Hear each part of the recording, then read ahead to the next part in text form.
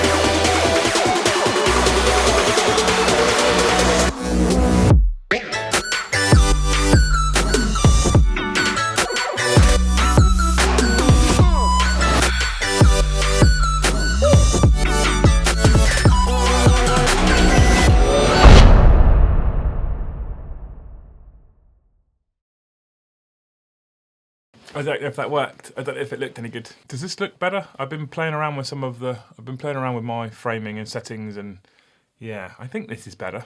So during COVID-19 and this lockdown nonsense, it's a really odd time to start the vlogging thing because I'm really limited as to what I can do with the camera and where I can take it. So I've just tried the montage of coming downstairs. I don't know if it worked. I have no idea. At this point of filming, I have no idea if it works. But as per the first vlog, all I'm trying to do on the channel now is just make improvements. Hopefully you guys will be interested in learning these things. So this video is quick, it's short. I thought basically I would give you 5 tips on how to improve your video. Tip number 1, and one of the most important things for video and photography, is lighting. Lighting's huge, and I think more often than not it's artificial. Doesn't have to be though. So I use a softbox. You might have seen it in the video if the montage worked well. Actually, I have an idea. Wait there. Right, where is it? It's around here somewhere. I got it. It's here. I'm not currently a global vlogging, YouTubing superstar, so I don't have a second high quality camera. I have an iPhone. So it's recording. There's my softbox. So you guys can see the softbox now. Look at that. That's all I use to light myself. Now, you think that it is just one single light, but my roof light is off and I have audio blankets all the way across my office that block all of the other light and sound, and I just have this one light. Now, think it's not a big deal. Watch what happens when I turn this light off. I'll be back. Looks good, didn't it? With the light off, looks really good. Like it? High quality? Yeah, it looks awful. Now, the only way I can save this maybe is by pushing my ISO right up to try and gain some exposure. But cameras have a natural ISO that I like to operate at. The GH5's is 400. If you start to push the ISO too high, it starts to get all grainy and horrible. You see why I need the light. Although some people might like it this dark. Sad. And with it back on, it looks nice and natural again, right? So lighting's massive. Lighting's really important. Lighting gives you so much more in terms of depth with colours, etc. It's just nicer to look at if something's lit properly. You don't need a softbox. These things are really cheap. I think I picked it up for like 40 quid off of Amazon or something. I'll put a link below if I can find a decent cheap one. They're not really high lumen. They don't need to be super powerful. I would like something more super powerful. I'd like something with more options, like an Aperture 120D or something like that. But cost, it's expensive. It's a lot of money. I'm trying to do this on a budget so anybody can improve their video. Of course, if you don't have this, you've got something that everybody's got access to, and that's daylight. Daylight's an amazing tool for lighting anything, for lighting yourself, your subject if you're filming someone else. So you can always use daylight, and if you're trying to film in a space like this office, I've got a blanket, as I've just shown you, that covers the window. Open it right up, sit right by the window, use that natural light to light you. It's going to be better than you sitting in the corner. It might not be as good as a softbox. You might not be able to sit exactly where you want, but it's going to be better, much, much better than sitting in the corner of a dark room. And it's really hard to pull decent colour out of an image when you don't have the lighting in the first place. Whilst we're talking about ways to improve the way the video looks, we're also going to touch on stabilising your video. Stabilising your video can mean a number of different things. So, for example, using my handy B-roll camera once more, boop, we're going to show you that we're currently using a tripod. Now, I've got a big Manfrotto tripod with a fluid head on it because it means I can move it around nice and smooth. It doesn't have to be this. Again, you can get really cheap options from Amazon for, I think I found one for like 15 quid once that it will hold sort of light to medium cameras. What it just means is that camera's in a fixed position. Now, this is really ironic. I've just started vlogging. Vlogging means I'm going to be doing a lot of handheld type stuff where I move the camera around, and it's not great at being stable when I'm moving the camera around and walking. I mean, the GH5 has got in-body stabilisation, as I've proved in the tech video. The iPhone's got decent stabilisation, but it's not as good as being on a fixed tripod. So more often than not, if I can put the camera down somewhere and have it fixed and steady, perfect, that's what I'm going to do. Look at the phone. Mini little tripod thing. I've got a little mini tripod thing that I can put it on my desk and it sits there. Equally, things like this exist. This is a Gorilla tripod from Joby, I think. I'll link it below. It is a tripod. It's got flexible legs, so you can wrap it round branches and you can wrap it round lamp. I wouldn't wrap it around a lamppost. But basically, this means you can take this anywhere at all, and you can create yourself a little tripod to put your camera on. This holds quite heavy. I think this is up to 3 or 4 kilos this holds. Anything you can do to put your camera down and stabilize your footage and just mean that it's not moving around or shaky, it doesn't distract the viewer from the message you're trying to get across or the content you're trying to put out there. So always try and stabilize your footage. Something else that's really important for video, for me anyway, is to make sure your framing's decent. What do I mean by framing being decent? Well, for me, the framing here is absolutely dreadful. My head's cut off half of it, but this stuff's on YouTube, it exists, right? So this is poor framing, and by pointing the camera up or by sitting in a more natural position, you can see that my head, just about, because it's massive, fits inside the shot on screen. Framing's really, really important. Also, behind me, there is something to break up the background. This isn't perfect, because I only really moved this office around yesterday to get a better shot, but it's something in the background. Because I've got a constant f1.8 lens, it's all blurred out. f1.8 is the aperture size. I'll do another video about aperture sizes, so don't worry too much. But basically, the lower the aperture number, so f1.8 being quite low, means that the aperture's wide open, it lets more light in. It means the focal point is shallower, which means you can get stuff out of focus behind you. Also means if I do this, I start to go out of focus as well, and you can't really see me. And if I come too close, I go out of focus again, and you can't really see me. So my focal range is really tiny, and you keep seeing me look left right now because I've put a big monitor here so I can see that I'm in focus by using peaking, because my focal length is so tiny. So if I move around too much, I'll pull out of focus. But it does mean my background is lovely and out of focus, and I really like that look. I want some more behind me on this wall to break it up a little bit more, to have a lovely shot for people to see and know that it's a me video, I guess. But framing's really important. Equally, you can be too low. So we showed you too high. And for me, this is too low. So there's a lot of space above my head. I mean, the camera's quite zoomed in, but the bottom, it just doesn't look nice.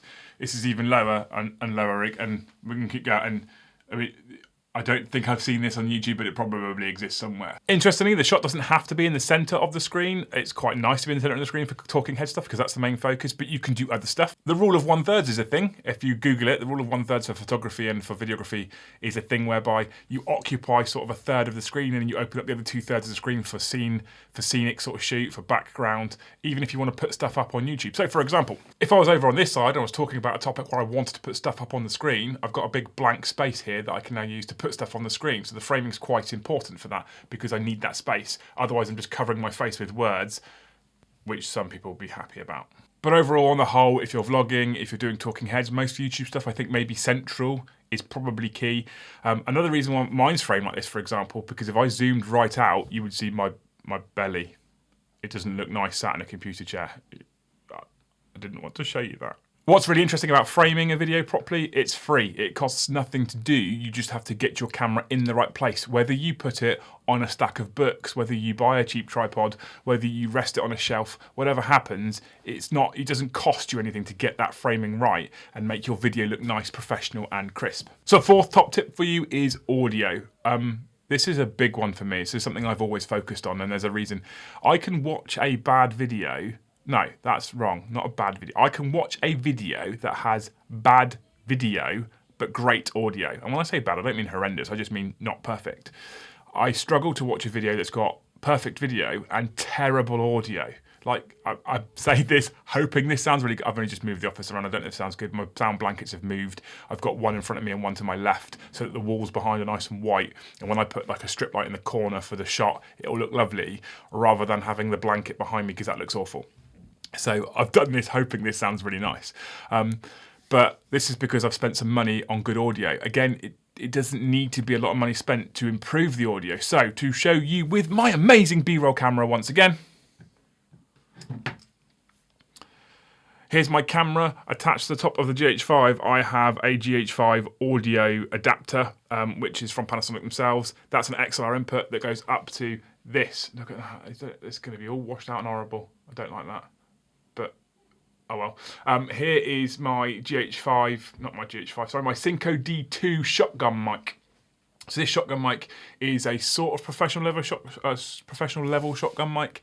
It's not as good as some of the Sennheisers, some of the Rhodes, but it was quite reasonably priced for what it is. So I use this one right now, and I think the sound's really nice on it. However, there are other options. This is a Rode Video Mic Pro. It's the older version, so they're a bit cheaper now. This is what I'm currently using for vlogging with because I don't have anything better. I want the Video Mic Pro Plus, I think, but I'm also looking at the Deity D3. I'm not sure which one to pick up yet. So this is the one I'm currently using.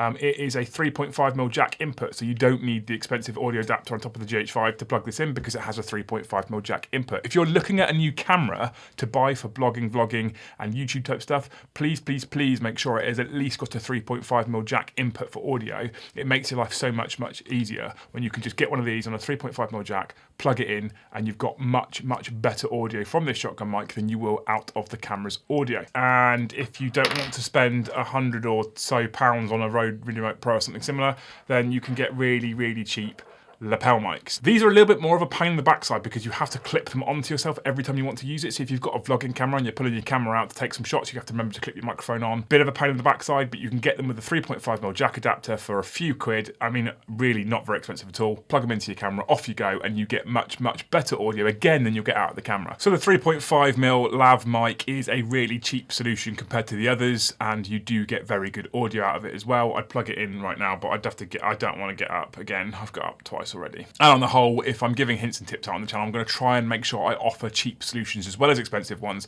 because I'm aware that not everybody wants to spend a complete fortune on their setup. Which leads me on to the fifth and final top tip for improving your videos. It's a really obvious one, but one that people get really horribly wrong, and that is edit your videos. When I say edit your videos, I don't just mean mash every clip together on a timeline and export it. I mean edit it. So if there's dead space, if there's ums and ers, clip that stuff out.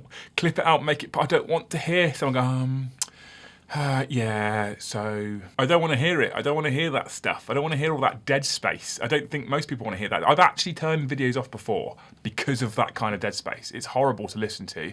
And it sounds like the person on the video doesn't really know what they're talking about.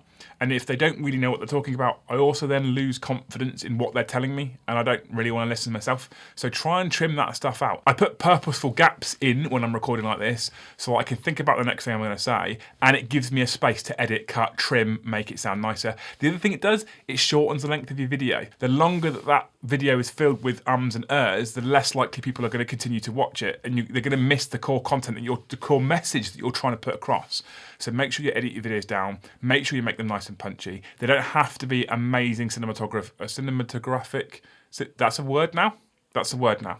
They don't have to be amazing feats of cinematography. They just have to be nice, punchly. This is going well, people. They just have to be nice video clips put together. I don't want to say nicely. I need another word for nice. I've said nicely too much. Screw that. They just don't have to be incredibly fancy. It just needs to be put together in such a way that it isn't full of what I call dead space. I plan to do more of these on different things, top 5 tips for a vlogger, that kind of stuff, how to get smooth B-roll, things that I'm learning whilst I'm developing and growing this channel. So those sorts of videos will be coming soon. If you've got any ideas or suggestions of your own of the sort of content you would like to see, then please make sure you comment below and let me know the type of content you want. If you like this video, give it a thumbs up. If you hated it, give it a thumbs down. It's interesting to know if people don't like these videos as much as it's interesting to know if people do like these videos, but I did enjoy making it, so I'm probably not going to stop. But anyway, like I say, like it, thumbs up. Don't like it, thumbs down. Make sure you subscribe to the channel so you don't miss any future videos from me. Thanks for watching, guys. Stay safe, and we'll see you in the next one.